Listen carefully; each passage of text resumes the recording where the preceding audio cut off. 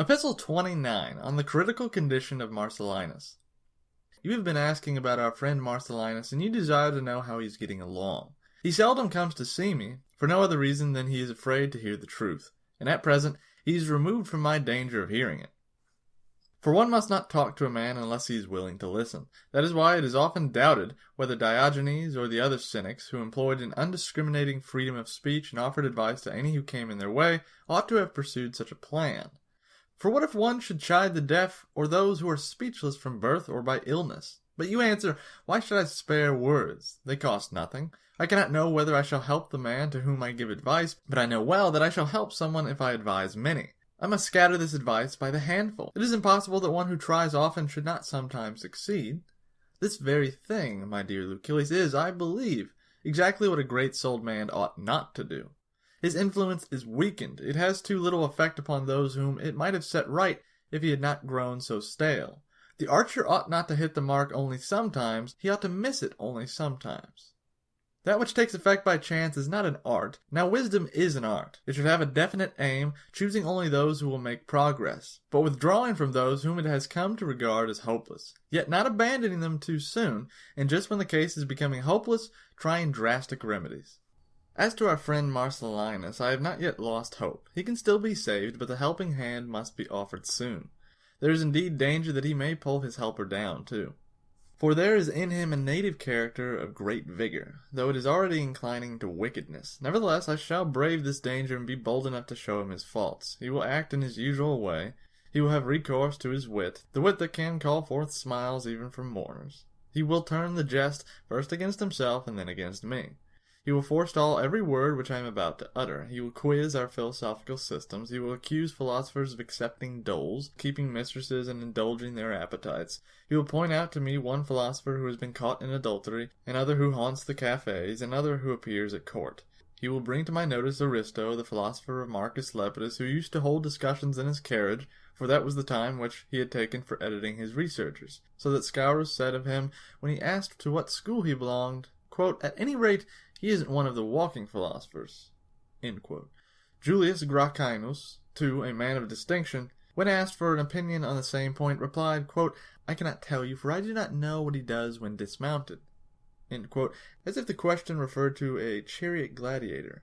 It is in that manner deceiving, for whom it would be more credible to have left philosophy alone than to traffic in her, whom Marcellinus will throw in my teeth.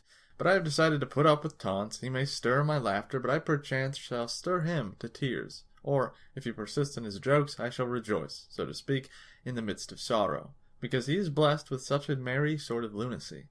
But that kind of merriment does not last long. Observe such men, and you will note that within a short space of time they laugh to excess and rage to excess. It is my plan to approach him and show him how much greater was his worth when many thought it less. Even though I shall not root out his faults, I shall put a check upon them. They will not cease, but they will stop for a time, and perhaps they will even cease, if they get the habit of stopping. This is a thing not to be despised, since to men who are seriously stricken, the blessing of relief is a substitute for health. So while I prepare myself to deal with Marcellinus, do you in the meantime, who are able, and who understand whence and whither you have made your way, and who, for that reason, have an inkling of the distance yet to go, regulate your character, rouse your courage, and stand firm in the face of things which have terrified you. Do not count the number of those who inspire fear in you. Would you not regard as foolish one who is afraid of a multitude in a place where only one at a time could pass? Just so, there are not many who have access to you to slay you, though there are many who threaten you with death. Nature has so ordered it that, as only one has given you life, so only one will take it away. I shall now discharge my debts to the last penny and force upon you what I still owe. Quote, I have never wished to cater to the crowd, for what I know they do not approve, and what they approve I do not know. End quote. Who said this, you ask? As if you were ignorant whom I am pressing into service? Of course, it is Epicurus. But this same watchword rings in your ears from every sect. Peripatetic, academic, stoic, cynic. For who that it is pleased by virtue can please the crowd? It takes trickery to win popular approval, and you must need make yourself like unto them. They will withhold their approval if they do not recognize you as one of themselves. However, what you think of yourself is much more to the point than what others think of you. The favor of ignoble men can be won only by ignoble means. What benefit, then, will that vaunted philosopher confer, whose praises we sing and which, we are told, is to be preferred to every art and every possession. Assuredly, it will make you prefer to please yourself rather than the populace. It will make you weigh, and not merely count, men's judgments.